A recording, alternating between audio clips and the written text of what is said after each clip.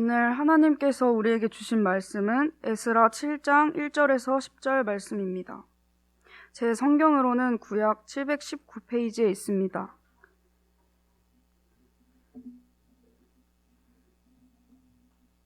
다 찾으신 줄 알고 제가 봉독하겠습니다. 2일 후에 바사왕 아닥사스다가 왕위에 있을 때에 에스라라 하는 자가 있으니라.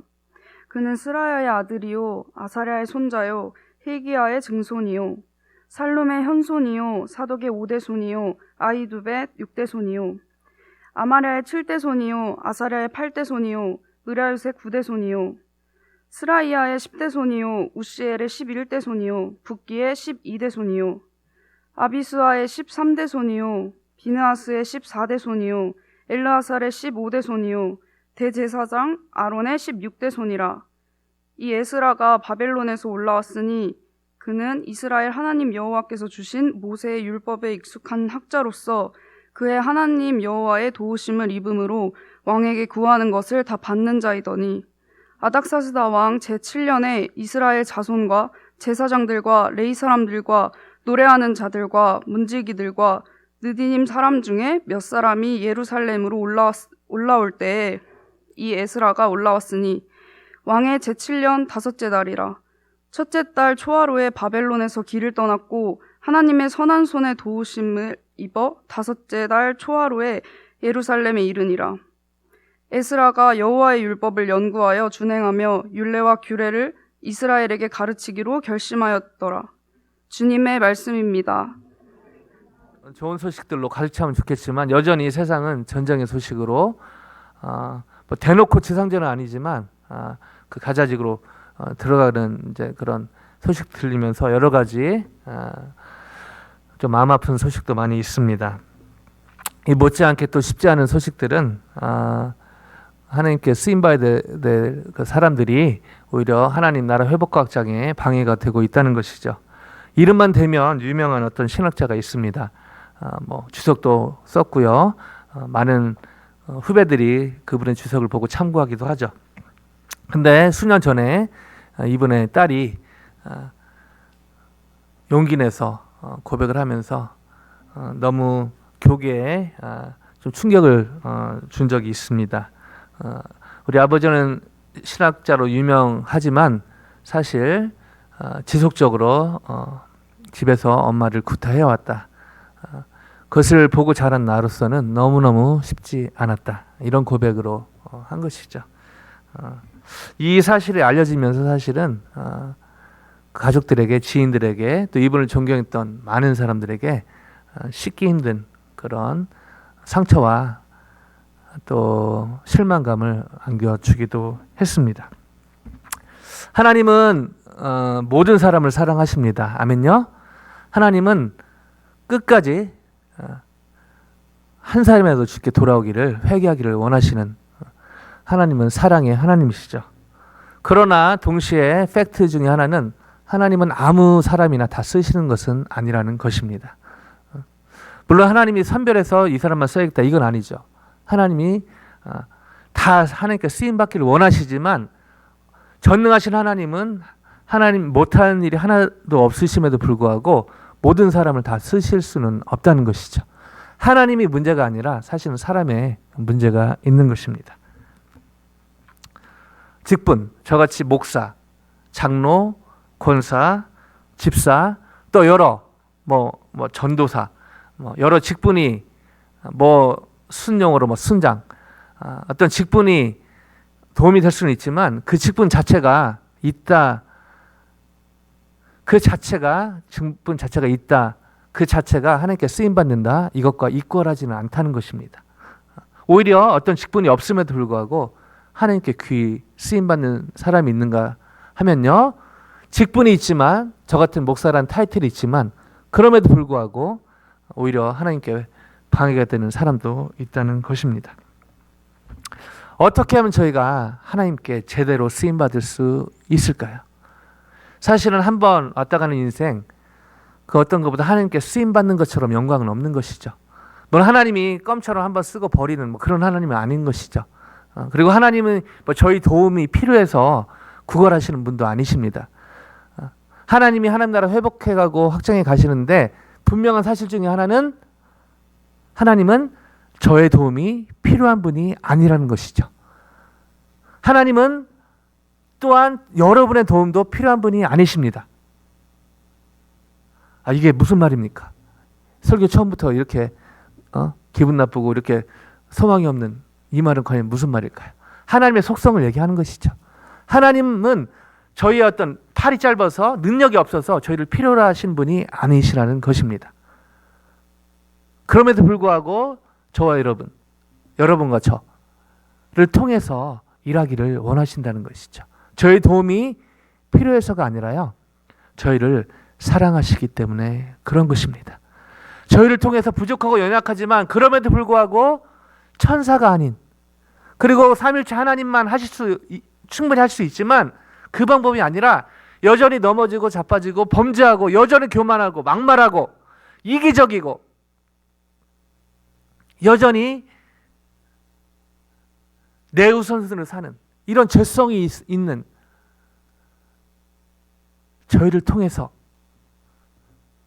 하나님은 일하기 원하신다는 것입니다. 이것이 바로 원복음의 핵심인 것이죠. 그런 의미에서 여기 계신 한 분 한 분은 너무너무 소중한 분이십니다. 자, 그럼에도 불구하고 하나님께 제대로 쓰임받는다? 이것은 또 다른 얘기라는 것이죠. 선교지 오지에 가서 하나님이 일하는 선교사님, 하나님께 쓰임받는 것이죠. 그러나 그것만이 하나님께 쓰임받는 것은 아니라는 것입니다. 이 앞에 설교하는 저, 하나님께 쓰임받을 수 있지만요, 이 설교를 제 어떤 유익을 위해서, 제 어떤 하고 싶은 말을 전달하기 위해서 한다면 사실은 하나님 일을 한다고 가정하고 제 일을 하는 것입니다. 그리고 앞에서 눈에 보이진 않지만 성도님들에서 음식을 준비하시고 또 성도님들에서 기도하시고 보이지 않는 곳에서 그렇게 일하실 때 이것이 또 하나님의 일을 하고 또 하나님께 쓰임 받는 것이죠.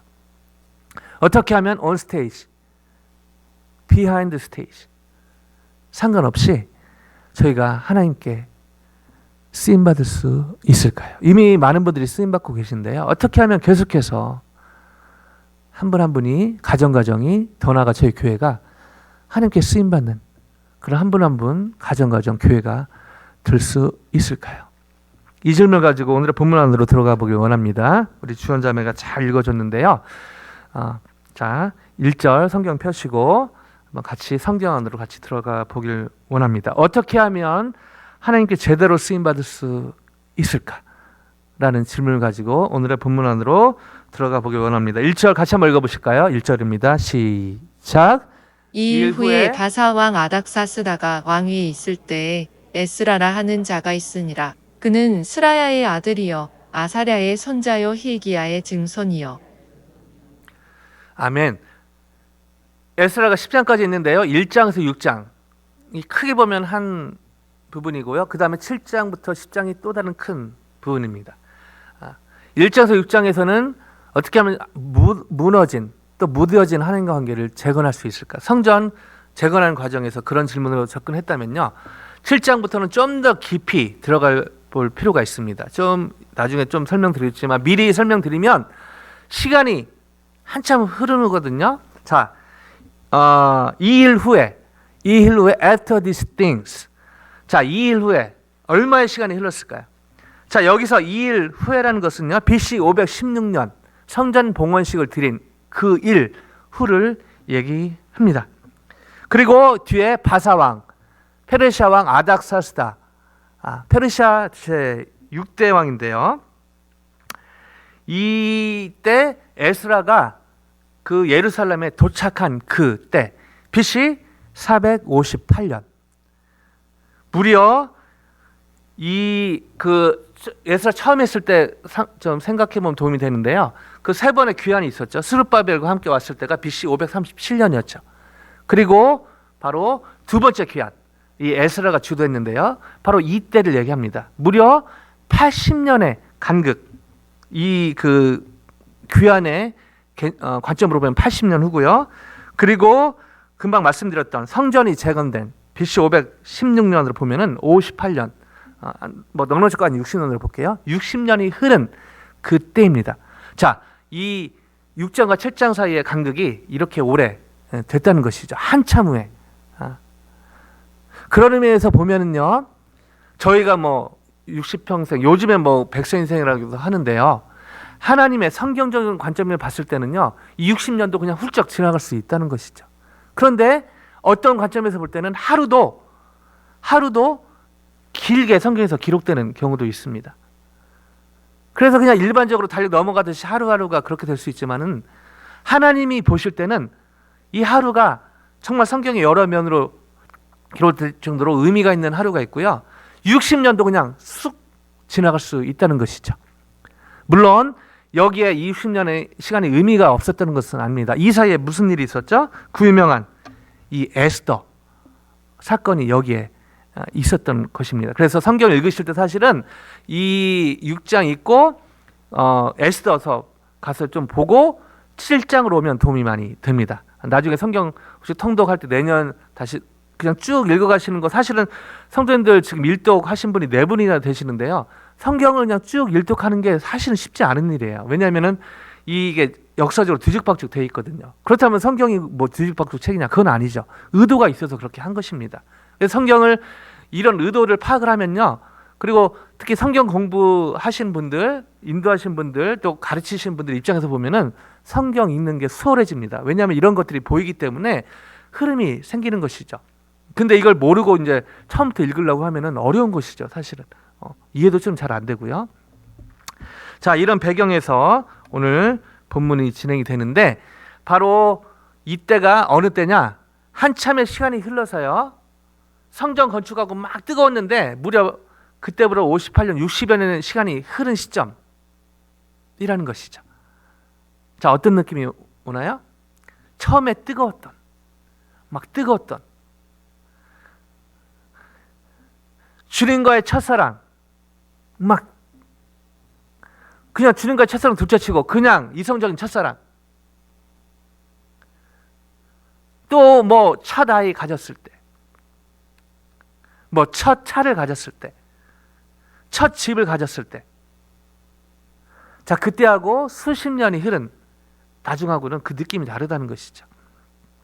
자, 이때가 언제냐면요, 전체적으로 뭐 성전 건축에서 막 뜨거웠는데 사람들이요, 이 하나님의 율법 말씀에 대해서, 이 말씀의 권위를 땅에 떨어뜨린, 처음에는 막 이렇게 했는데 성전 건축가 막 뜨거웠는데 이 하나님의 말씀, 하나님의 이 율법의 권위가 땅에 떨어진 60년이 흐른 어떤 시점에서 1차 교환하고 나서는 80년이고요, 성전 그 2차 재건하고 나서는 58년이 흐른 그때입니다.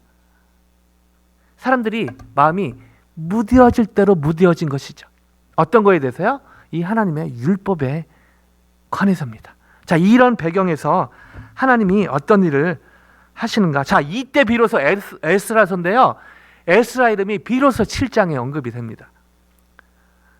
에스라서를 에스라가 졌다는 대세적인 게 있는데, 뭐 확실히 뭐 에스라가 썼다 이런 말은 없지만 여러 그 상황에서 에스라를 쓴 것으로 볼 수 있는데요, 하여튼 제 3자로 봤을 때 에스라서 저자가 이 에스라일 가능성이 높은데, 에스라 이름을 7장에 이 에스라의 어떤 겸손을 볼 수도 있고요, 또 이 에스라가 이때 나타날 수밖에 없었던 그런 이유가 오늘 본문에 있다는 것이죠. 자, 에스라 이름이 처음 소개되는데요, 1절부터 5절까지요 무려 5절에 이 족보 얘기를 합니다. 이름도 뭐 저하고 잘 익숙하지 않은, 왜 갑자기 족보 얘기를 꺼냈을까요? 에스라에서 저자는 왜 에스라를 소개하면서 족보를 쭉 열거했을까요? 하나하나 이름 보면 잘 알기 힘든데 5절 끝에 보면은 아하, 이해가 됩니다. 5절로 한번 넘어가 볼까요? 5절 같이 읽어보십니다. 5절 끝에 5절 같이 읽어보실게요. 시작. 아비수아의 13대손이요, 비느하스의 14대손이요, 엘르아살의 15대손이요, 대제사장 아론의 16대손이라.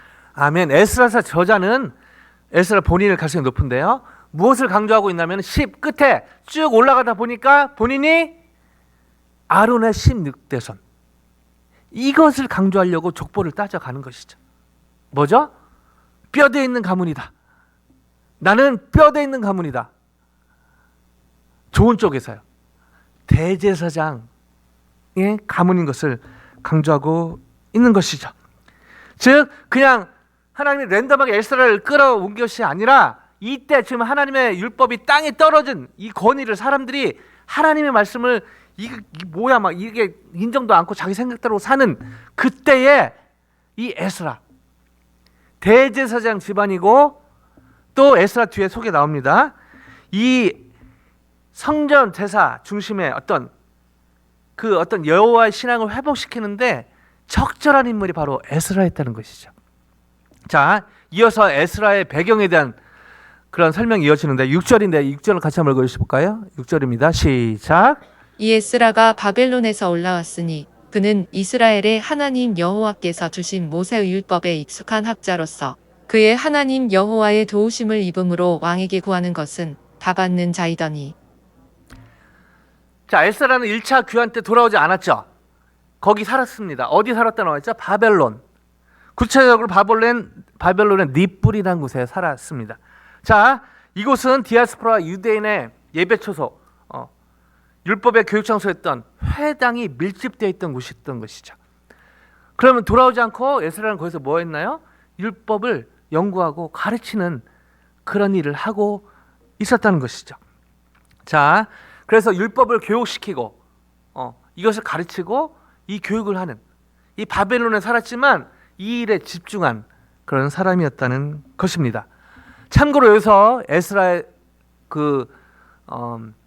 성경에 보면 그 사람을 소개할 때 뭐 누구의 아들도 있지만은 특별히 강조할 때 그 사람에 대한 어떤 별명을 또 달아주죠. 그 유명한 다윗, 하나님의 마음에 합한 자, a man after God's own heart. 얼마나 하나님이 다윗이 범죄하지 않았다, 다윗이 똑바로 살았다, 다윗이 뭐 실수 하나도 안 했다, 그게 아닙니다. 실수했고 범죄하기도 했고 간음죄, 살인죄 엄청난 죄도 지었죠. 그러나 오버롤 하나님 보시기에 다윗은 a man after God's own heart. 하나님의 마음에 합한 자. 좀 더 와닿게 얘기해 볼까요? 하나님의 마음에 꼭 들었다. 여러분 살면서 어떤 사람이 제일 좋나요? 여러 다양한 사람이 있겠지만 결국 내 마음을 잘 알아주는 그 사람이 제일 좋은 거 아닙니까? 끌리는 거 아닙니까? 그 사람이 가족 중에 한 사람이면 얼마나 좋습니까? 그 사람이 같은 교회에 있으면 얼마나 좋을까요? 그 사람이 같은 캠퍼스에서 직장에 있으면 얼마나 좋습니까? 근데 하나님 보시기에도 a man after God's own heart. 하나님 마음에 꼭 들었다. 요즘 수예배 때 드디어 저희가 다윗을 들어가고 있는데요. 여러분 바쁘시겠지만은 꼭 이 시간 놓치지 않았으면 좋겠습니다. 준비하면서도 너무 은혜 같아요. 자, 비슷하게 여기에 에스라를 설명하면서 중간에 보면은 여호와께서 주신 모세 율법에 익숙한 학자, 옛날 성경으로 학사 이렇게 나와 있죠. 자, 모세 율법에 익숙한 학자로 나와 있는데요. 여기서 익숙하단 히브리어는 마힐이란 단어인데요. 여러 번 해보아 능란한, 얼마나 많이 가르치고 얼마나 연구했으면 이 말을 하나님께서 결국 사람이 했지만 하나님이 붙여주신 거잖아요. 그리고 학자란 말은 소펠인데요. 글을 쓰다, 수를 세다. 그 당시에 서기관이 했던 이게 이름을 붙인 것입니다. 서기관. 근데 그 당시 서기관은 그 서기관 글을 쓰고 수를 세는 것뿐 아니라 성경을 가르치는 일도 했거든요. 그래서 에스라를 소개할 때 여기에 바로 그 마힐과 소펠이라는 단어를 써서 익숙한, 모세 율법에 익숙한 학자라는 말을 붙였던 것이죠. 자, 이러면서 에스라에 대한 그 설명이 이렇게 이어지는데요. 6절 후반부에 그는 에스라의 하나님 익숙한 학자로서 그 뒤에 그의 에스라의 하나님 여호와의 도우심을 입음으로 왕에게 구하는 것은 다 받는 자이더라. 와우. 여기서 왕은요, 지배하는 그 아닥사스다 왕을 얘기합니다. 그러니까 에스라가 구하는 대로 다 받았다는 것이죠. 뭡니까? 뒤에서 하나님께서 아닥사스다를 컨트롤하고 계시다는 것이죠. 하나님은요, 믿는 사람뿐 아니라 심지어 믿지 않는 사람도 뒤에서 God is in control. 그래서 그 유명한 말이 나오는 것이죠. God is in control. 하나님은 여전히 통치하고 계시다. 컨트롤하고 계시다. 아멘요. 하나님은요, 저희 교회 그리고 한 분 한 분 가정 여러분 공부, 여러분의 직장, 저희가 하나님 부족하고 연약하지만 하나님 나라와 확장의 그 라인에 섰을 때 하나님은 God is in control. 때로는 하나님이 안 계신 것 같고, 하나님이 기도를 안 듣고 계신 것 같고, 하나님이 LA 가신 것 같고, 하나님이 주무시는 것 같고, 이런 느낌이 있을 수 있지만 그것은 우리의 느낌이고, the fact. 팩트는요, God is in control. 하나님은 여전히, 하나 더 보실게요. God is in full control. 하나님 여전히 다 통치하고 계시고 주도하고 계신다는 것입니다. 아멘요? 좁게는, 역사를 좁게 보면 사람들이 좌지우지하고 뭐 하마스, 이스라엘 뭐 본인들이 다 하는 것 같지만 펼쳐서 보면요, God is in control이라는 것이죠. 한 분도 여유 없습니다. 한 분도 여유 없습니다. 한 분 한 분, 가정, 저희 교회, 저희가 부족하고 연약하지만 주님을 따라갈 때 God is in full control. 하나님은 여전히 주관하고 계시고 통치하시는 이 놀라운 하나님을 경험하게 될 줄로 확신합니다. 아멘요? 바로 이걸 먼저 경험했던 사람이 바로 에스라는 것이죠. 자, 그러면서 이 당시 이 아닥사스다 왕, 그리고 한때는 나중에 보면은 이 성벽 재건하는 것을 중지하고 나중에 또 느헤미야를 돕기도 하는데 왔다 갔다 하거든요. 근데 에스라에게는 큰 호의를 베풉니다. 하나님의 놀라운 섭리죠. 그 구체적인 내용이 7절, 8절, 9절 이렇게 나옵니다. 한번 3절 같이 한번 읽어보실까요? 같이 읽습니다. 시작. 아닥사스다 왕 제7년에 이스라엘 자손과 제사장들과 레위 사람들과 노래하는 자들과 문지기들과 느디님 사람들 중에 몇 사람이 예루살렘으로 올라올 때 이 에스라가 올라왔으니 왕의 제7년 5째 달이라. 첫째 달 초하루에 바벨론에서 길을 떠났고 하나님의 선한 손에 도우심을 입어 5째 달 초하루에 예루살렘에 이르니라. 에스라 이름이 뜻이 하나님의 도움이란 의미가 있다고 그랬죠. 놀랍게도요, 이 하나님의 선한 손의 도우심을 실제로 삶에 경험을 하게 되는 것입니다. 우리 시원이, 영어 이름 시원 이름 너무 잘 듣지 않습니까? 하나님의 마음을 시원케 하기를 바라는 시원이, 하나님의 마음을 시원케 하기 전에 하나님으로 우리 시원이 마음이 시원케 되기를 주님의 이름으로 축복합니다. 시원이뿐 아니라 한 분 한 분도 마찬가지죠. 제가 하나님을 기쁘시게 하는 삶 살기 전에 하나님을 기뻐하는 삶, 여러분 하나님 얘기만 들어도 기쁘지 않은데 어떻게 하나님을 기쁘시게 할 수 있을까요? 말도 안 됩니다. 여러분 어떤 모습든지 간에 여기를 떠났을 때, 다시 삶의 현장으로 돌아갔을 때 그냥 하나님, 여러분 하나님이 복음입니다. 아멘요? 하나님이 뭘 해줘서 뭘 해서 그것도 있지만 본질적으로 하나님 자체가 복음입니다. 아멘요? 그러니까 그렇게 되면 성경 읽는 자체가 즐겁고요, 그냥 교회 오는 자체가 즐겁고요, 예배하는 것이 의무와 책임감이 아니라 하나님 자체가 좋은데 하나님이 기쁘니까 다른 것들이 상대적으로 쉽지 않은 상황들이요, 왜 이러지? 이런 퀘스천이 생길 수 있지만 그걸 극복할 수 있는 힘이 어디서 생기죠? 하나님이 복음이고 하나님이 기쁘고 한 분도 없이 이 놀라운 마음을 회복하고 또 이미 그걸 겪고 이미 그걸 누리고 있는 분들은 계속해서 누리는 주님의 은혜가 있기를 주님의 이름으로 간절히 축원드립니다. 자, 여기서 근데 한 가지 질문이 생깁니다. 6절, 아까 6절로 한번 돌아가 봐 주실래요? 여호와께 주신 율법의 익숙한 학자로서 그의 하나님 여호와의 도우심을 입음으로 왕이 구하는 것은 다 받는 자라. 하나님의 은혜로 아닥사스 왕을 통해서 필요한 걸 다 받았거든요. 그것도 놀라운 것이죠.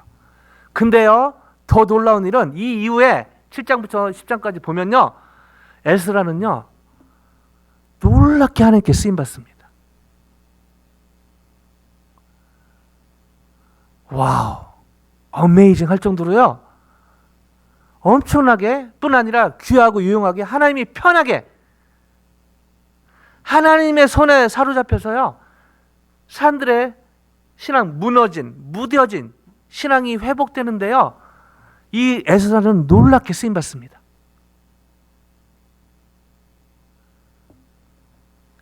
그래서 질문이 생기는 것이죠. 어떻게 에스라는 실제로 하나님께 제대로 쓰임 받았나? 그리고 어떻게 하면 저희는 에스라처럼 쓰임 받을 수 있는가? 이 질문이 생기는 것입니다. 여러분, 한때 한국 교회를, 특별히 젊이들을 확 사로잡았던 모 목사가 있습니다. 한때는 선하고 긍정적인 영향을 끼쳐서 모든 젊은이들이 그 교회를 가고 싶을 정도로. 근데 지금은 제가 요즘 설교 들어보니까 비슷하게 설교하지만요, 안타깝게 선하고 긍정적인 영향력이 없는 거예요. 거기에 매니아들이 몇 개 좀 다니곤 하지만, 목사고 지금도 설교하고 있지만요, 예전에 그렇게 하나님께 하나님 손에 붙들려서 쓰임받았던 그 선하고 긍정적인 영향이 없는 걸 보면서 많은 것을 생각하게 됩니다. 같은 목사인데 오히려 그 목사가 설교하면 할수록 상처받는 사람들이 더 많은 것이죠. 저 인간이 어떻게 아직도 강단에서, 물론 다시 한번 말씀드립니다. 이름도 빚도 없이 정말 한 영혼 한 영혼에서 수고하고 계신 목사님들 많이 계셔요. 그리고 어떻게 이렇게 깊은 설교를, 제가 만나면서 교제하면서 또 설교 들어보면요, 정말 귀한 설교 하시는 분들 많이 계십니다. 근데 안타깝게도 그 모 목사처럼 성경이 나름대로 능통하고 성경을 잘 안다고 하는데, 그냥 그 사람이 설교하는 자체로 상처받는 사람들이 많단 말이죠. 성경에 막 이것저것 막 깊이 막 히브리, 헬라부터 해서 백그라운드 다 얘기하고, 어떻게 에스라는 하나님께 제대로 쓰임받을 수 있었을까요? 어떻게 저희는 하나님께 제대로 쓰임받을 수 있을까요? 저를 포함해서요. 오늘 본문 10절을 보면요, 거기에 대한 팁을 얻게 됩니다. 10절 같이 한번 읽어보십니다. 시작. 에스라가 여호와의 율법을 연구하여 준행하며 율례와 규례를 이스라엘에게 가르치기로 결심하였었더라. 자, 아까 설명드렸지만 다시 한번 이 배경을 설명드립니다.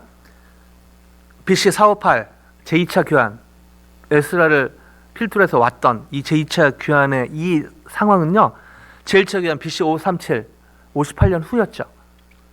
처음에 그 뜨거웠던 성전 건축하고 막 재건하고, 여러분 60년의 세월입니다. 10년이면 강산도 변한다고 하는데, 요즘 뭐 미션 때문에 한국 가면요, 매년 또 오랜만에 한국 나가실 분이 계신다 보면요, 놀랄 것입니다. 놀래요. 근데 60년 많이 바뀌었겠죠. 근데 우리에게도 본능적으로 있는 죄성이 있지 않습니까? 60년의 시간이 흐르면서 어떻게 된 거죠? 처음에 그 성전을 막 중심으로 막 그렇게 했던, 60년이 흐르면서 안타깝게도 여호와의 율법의 권위가 땅에 떨어진 때였다는 것이죠. 하나님의 말씀이고 뭐고 본인의 지금 먹고 살고, 그냥 그때 사람들이 한 말에 권위가 확 올라가고요. 그때는 유튜브가 없었겠지만 그냥 사람들이 하는 말. 자, 이때 바로 이 에스라가 전면에 나서게 되는 것이죠. 사실은 하나님이 전면에 나서게 한 것이죠. 하나님께서 이때를 아시고 오랫동안 준비시켜 주셨다고 볼 수가 있습니다. 그리고 그 인도하심에 에스라가 잘 따라간 것이죠. 자, 오늘 본문 개역 성경은 안 나와 있는데요. 히브리어 성경에 보면은 키로 시작합니다. 히브리어 키. 왜냐하면 무슨 말이죠? 에스라가 귀국하게 예루살렘에 돌아오게 된 이유, 하나님의 선한 손의 도움을 받게 된 결정적인 이유가 바로 다름 아닌 10절에 에스라가 거룩한 결심을 했기 때문에 이거에 하나님이 도와주신 것으로 설명을 하고 있다는 것이죠. 결심하였는데, 끝에 결심하였는데 지역히 하면요, 마음에 두었다는 말입니다. 자, 그럼 왜냐하면 다시 읽어볼까요? 히브리어 성경을 대입해서 읽어보면, 왜냐하면 에스라가 여호와의 말씀을 연구하여 준행하며 율례와 규례를 이스라엘에게 가르치기로 마음에 두었다. 그리고 하나님이 이것을 너무너무 기뻐하시고 하나님이 필요한 모든 필요를 채워주셨다. 그리고요, 실제로 7장 위에 이제 계속해서 너무 제가 막 기대가 되는데요, 하나님께서 에스라를 통해서 놀라운 개혁을 하시게 됩니다. 그 내용들은 다음 시간들에 이제 보게 되겠고요. 자, 그런 이 10절에서 에스라가 한 결심, 마음에 둔, 실제로 그렇게 행하거든요. 그 세 가지가 뭐였을까요? 바로 여호와의 율법을 연구하여. 하나님의 율법을 연구하며, 너무너무 중요합니다. 우리 주일학교 이수경 전팀 하고 있고요. 우리 또 대학부 우리 서정 전사님, 우리 장년들 또 스틴터들 우리 최 장로님, 저도 이제 청년 또 젊은 커플들 하고 있는데요. 성경 가르치기 위해서 성경을 연구하는 것이죠. 성경 연구하시고 또 가르치는 분들에게 우리 격려의 박수를 함께하기 원합니다.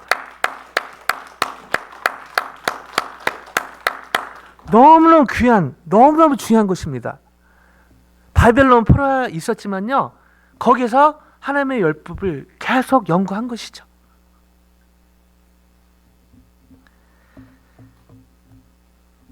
그리고 뒤에 보면은 끝나는 게 아니라 그렇게 해서 본인이 이 율례와 규례를 이스라엘에게 가르치기로 결심하였더라. 마음에 두었더라. 본인이 혼자 그냥 지식 만족을 위해서 한 것이 아니라 배워서, 여러분 공부해서 남주냐 말이 있지만 공부해서 남 줘야 되는 것이죠. 크리스천은요, 공부해서 남 줘야 되는 것입니다. 아멘요? 돈 벌어서 남 주는 것이 맞습니다. 아멘요? 그런 의미에서 여러분 공부 열심히 하시고 돈 많이 버시길 바랍니다. 여러분 부자 되세요. 믿음대로 되시기 바랍니다. 그러나 그 종착역은 뭐죠? 나누기 위해서 그런 것이죠. 나누기 위해서. 2차가 있는 것이지, 교회 다니는 사람 다 가난하게 살아야 되고 다 막 겸손, 여러분 실력이 겸손해야 되는 게 아니라 자세가 겸손해야 되는 것이죠. 공부 실력이 겸손하면 안 됩니다. 맡겨진 부분에 최선으로 공부하고 최선으로 일하고, 그러나 자세는 겸손하게.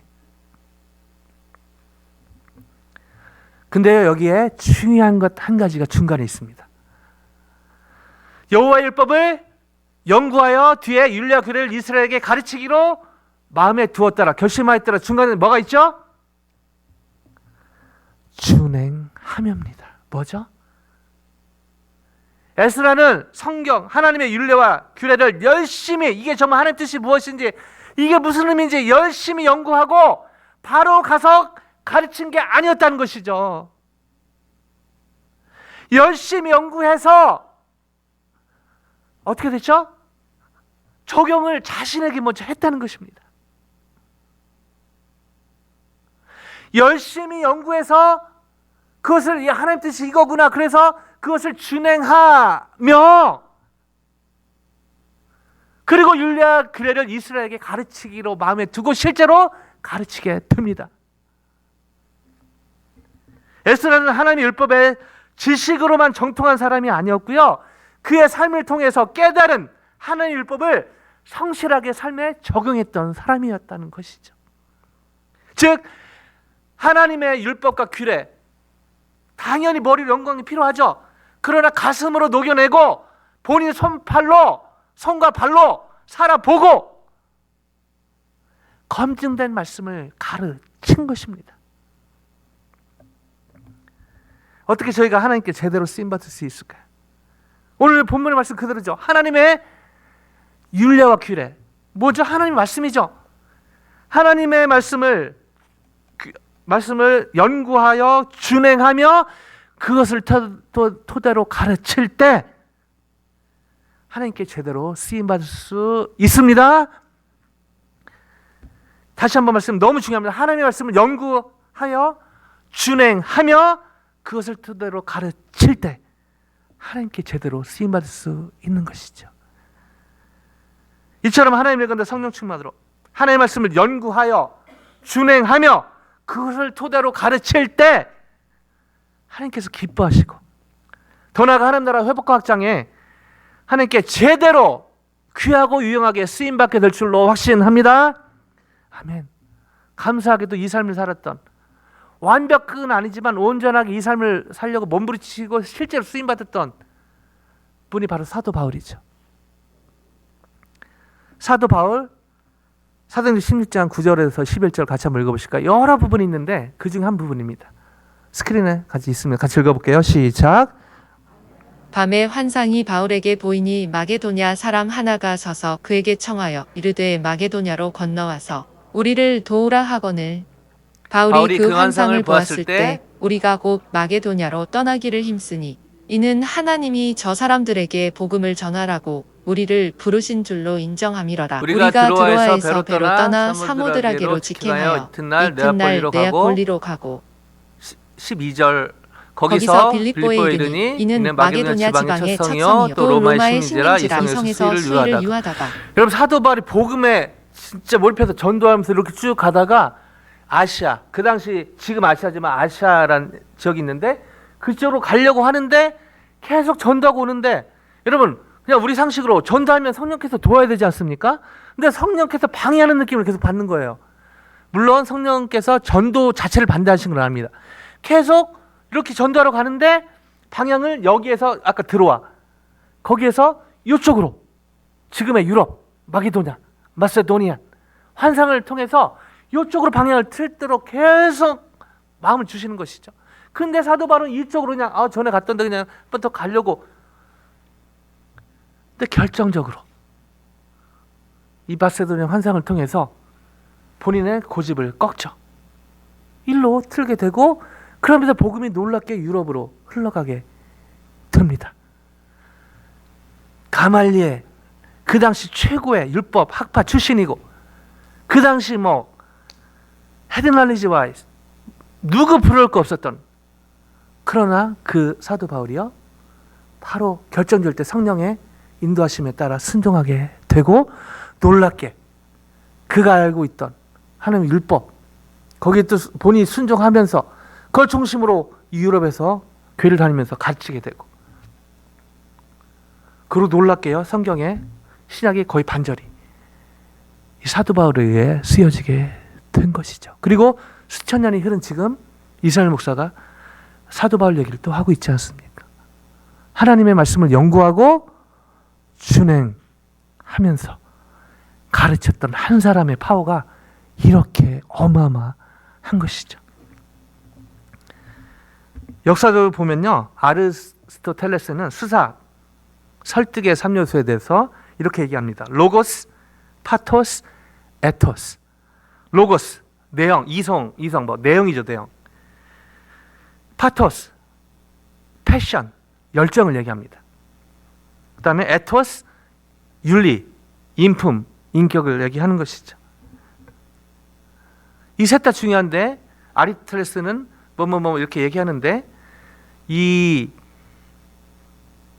로고스는 몇 프로 중요하고 파토스는 몇 프로 중요하고 에토스 이런 얘기하는데, 이것을 또 영향을 받던 성 어거스틴은요 이것의 중요성을 하면서 이분은 이 로고스에 올인합니다. 그러면서 성경을 파면서 지금 모든 신학이 성 어거스틴의 주석이라는 말이 있을 정도로 엄청난 영향을 지금도 끼치고 있죠. 로고스, 파토스, 에토스 다 중요합니다. 근데 오늘 본문에 관련해서 강조하고 싶은 부분은 제가 이 에토스죠. 제가 성경 연구한답시고 연구하고 막 진짜 밤낮으로 듣고 보고 하거든요. 그래서 또 성경 공부로 설교로. 근데 제가 혼자 비자금을 조성하고 있고 혼자 이상한 삶을 살고 있고 혼자 그러고 있으면 이게 파토스죠. 여러분, 제 설교 들으시면 안 됩니다. 이런 목사는 여기 강대에 서면 안 되는 것이죠. 뭐죠? 아무리 성경을 파고 들고 멋진 말로 가르쳐도 삶이 따라가지 않으면 공허한 메아리가 되는 것입니다. 제가 보통 일주일에 교회에서 수예배, 주일예배, 또 오후에 우리 젊은 친구들 대상으로 성경부도 하고 또 순에서 또 캠퍼스에서 전체 모였을 때 또 스틴터 중심으로 한 6, 7번씩 설교하고 성경 공부하거든요. 그래서 진짜 몸이 막 한 3, 4개 있으면 좋겠다 이런 생각할 때가 많습니다. 근데 그거는 말도 안 되는 것이고요. 제가 시간을 어떻게 하면 쪼개 쓸까? 그래서 시간을 쪼개 쓰는 이게 막 늘더라고요. 그래서 한 번에 뭐 하나를 잘 못합니다. 운전하면서 뭐 틀어놓고 물론 그걸 보는 건 아니지만 듣고 짬나는 시간이 있으면 하나라도 더 보게 되고. 근데 말씀 준비하면서 에토스, 과연 내가 이렇게 설교하고 저를 교회에서 제 첫째 아들이 주일예배 같이 드리고 또 순회에서 같이 또 보기 때문에요. 캘럽이 있는 것이 감사하면서 두렵기도 합니다. 또 요즘 한국말이 늘어가지고요. 한국말 설교도 많이 이해를 하더라고요. 설교하고 내려왔는데 아빠 그건 좀 아닌데